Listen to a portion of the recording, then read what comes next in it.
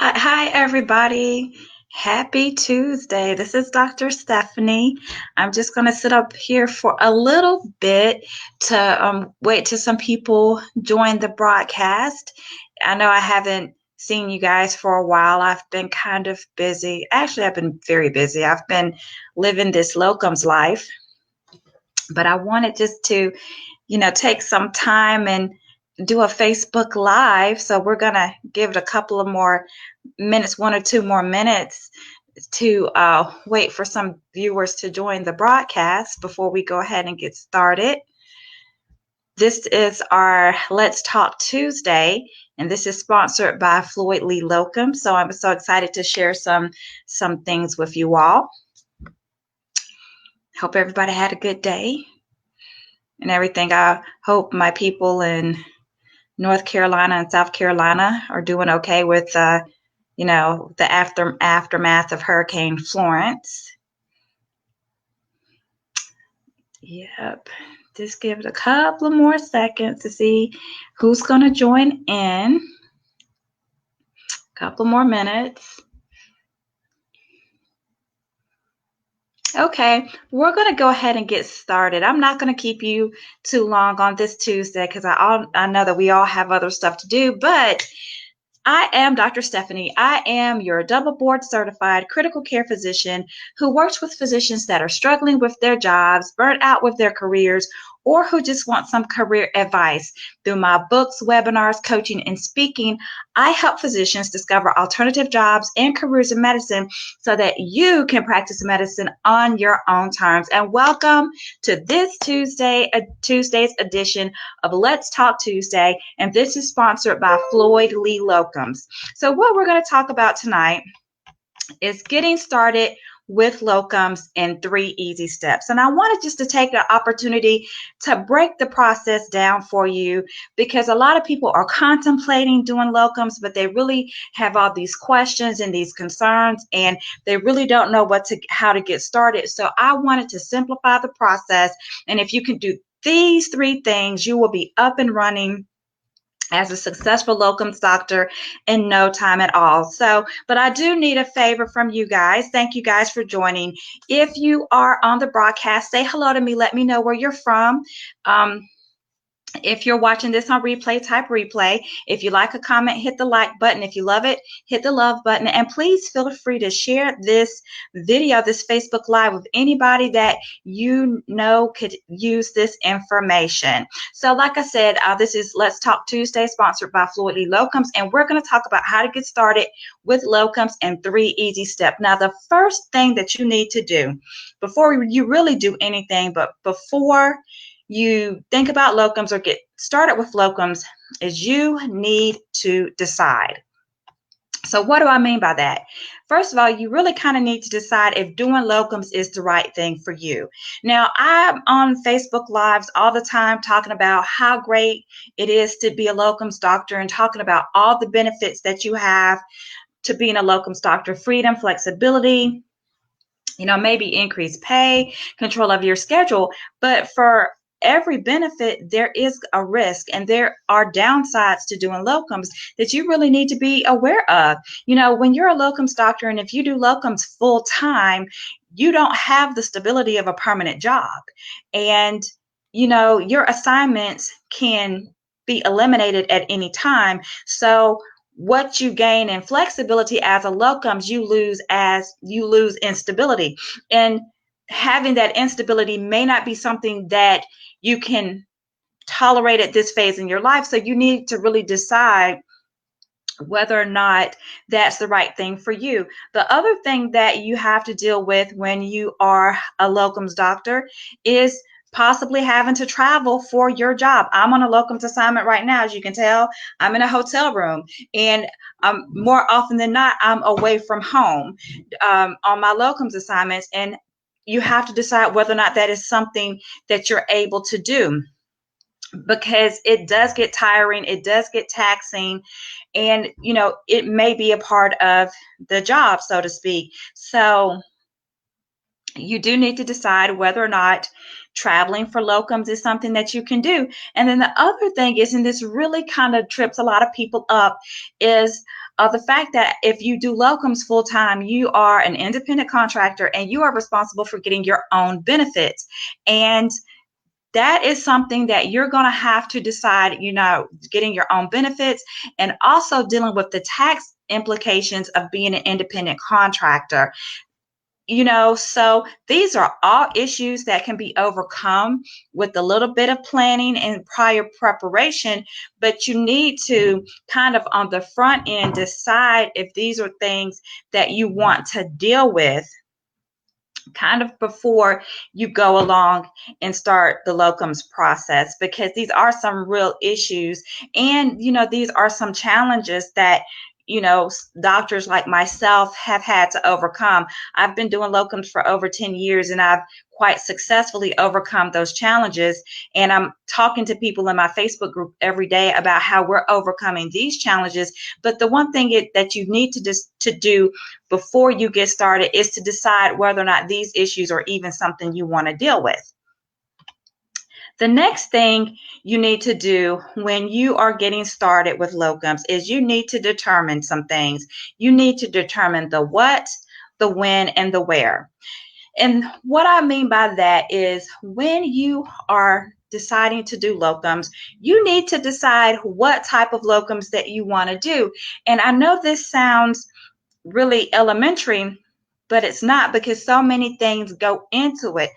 As physicians, our tasks are so varied, but we are so used to doing things and making things look easy, but we don't really stop and think about what it is we really do. So for example, for those of you out there who are multi-board certified, you need to decide which specialty you actually want to do your locums in. For example, if you are board certified in internal medicine and let's say nephrology, you need to decide whether or not you want to do locums in internal medicine or locums in nephrology. And if you want to do locums in internal medicine, what type of internal medicine do you want to do? Do you want to do traditional internal medicine?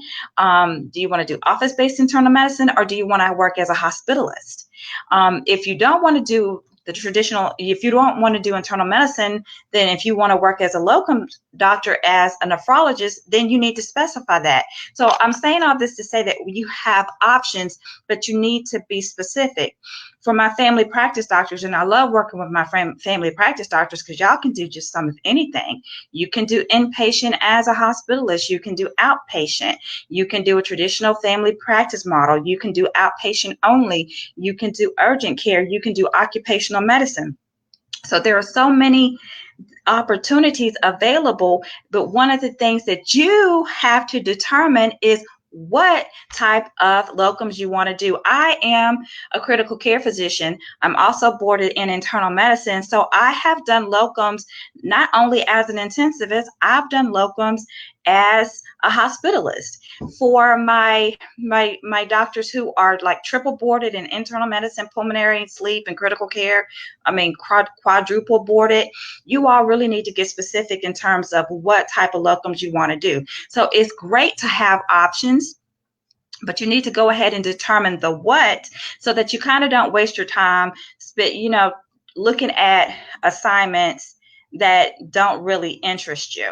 And then the next thing you need to determine is where you want to do locums. Are you willing to travel? You just need to kind of get that situated right now, because more often than not, the opportunities to do locums are going to be out of town. And this is why I say that if you have opportunities locally, you wouldn't need to do locums.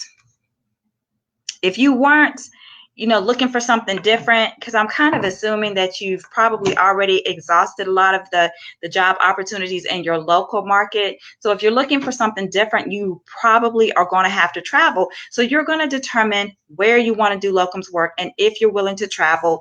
And if you have additional state licenses, are you willing to go back and look for locums in those other states? Or are you willing to obtain additional state licenses?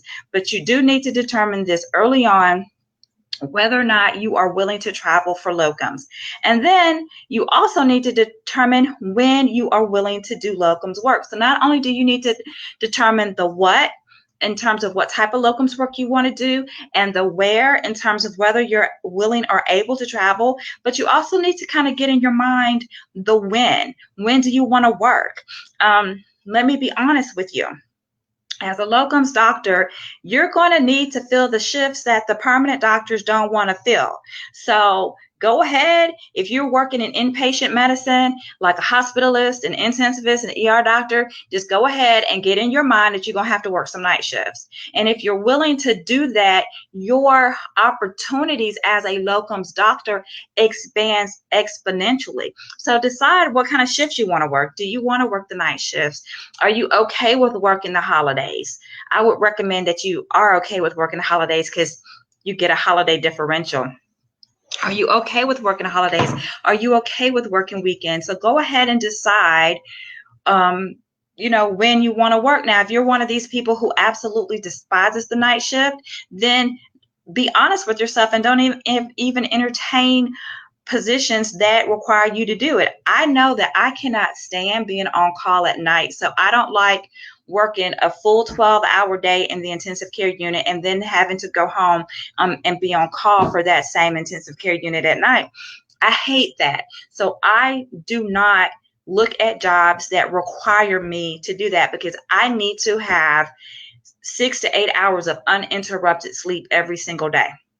So that's just me. So not only do you need to determine the what of locums, the where of locums, and the when, you also need to determine this very important thing also is your pay rate.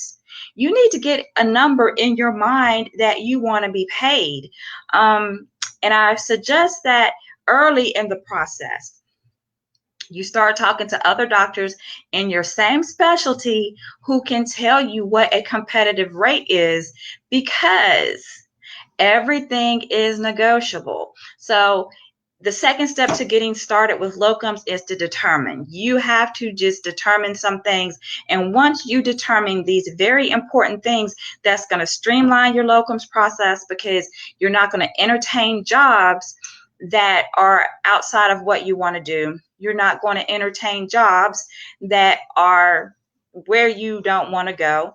And you won't entertain jobs that make you work when you don't want to work. So it's very important that you determine some very important things. Now, the third thing that you really need to do when you are starting the locums process and when you are working locums is you have to be deliberate. And what do I mean by this? I mean that you have to take doing locums very seriously, because it is your job. Even if it's not your main job, it is part of, it's one of your jobs. It's my main job because I do locums full time. So you have to be very deliberate. And I tell everybody, your job as a locums doctor is to find your next job as a locums doctor. So when I am not working as an intensivist, I am looking for my next job, in the process of scheduling my next assignment. I am forever filling out applications for hospital privileges and for state medical licenses. So your second job as a locums doctor is to look for your next job as a locums doctor. And you have to be deliberate about that. You have to be serious about it, because time is money. And when you waste time, you're delaying the start of your next job. You're delaying the having your applications together so that your applications can go before the credentialing committee. You're delaying having your licensing application together so it could be submitted to the state medical board for approval. And all of those things, those little delays, add up to a big delay in whether or not you can start working when you need to start working. So you need to be deliberate. You need to be deliberate about talking to your locums recruiters. I make a habit of trying to talk to a locums recruiter at least once or twice a week. Now, some of them, you guys know how I feel about some of them, but you really need to maintain the lines of communication. And when you are first getting started, you do need to talk to as many recruiters from as many, different companies as you can, because you've got to get a good feel for the market. And the best way to get a good feel for the market is to talk to locums recruiters. So you do have to be deliberate about that. The other thing is you have to be deliberate about, you've got to be deliberate about getting your paperwork done. I know it seems like the paperwork is non-ending, but you just need to consider that as a part of your job. Like I said, your second job as a locums doctor is to get your next job as a locums doctor. So be deliberate about setting aside time to get the work done. So get your locums applications in, because you're going to have to be credentialed with the locums companies. They're going to need to background check you. They're going to need to verify your credentials so that they can know that you are who you say they are. You're going to have to be deliberate about getting your paperwork in for hospital credentials. Be deliberate about getting your paperwork done for, if you're applying for additional medical licenses. Like I said, the quicker you get these done, the slower, the faster your turnaround time, the quicker things can kind of be granted and things can move forward. So be deliberate. And the other thing that you really have to be deliberate about, and we'll talk more about this on a later date, is you have to be really deliberate about how you schedule your locums assignments, because you really want to minimize any potential chances of you having any interruptions in your work. So if you decide that you need to work 15, 12-hour shifts a month in order to make the kind of money that you know you need to make, then you need to be very deliberate about making sure that you have those 15 shifts a month scheduled.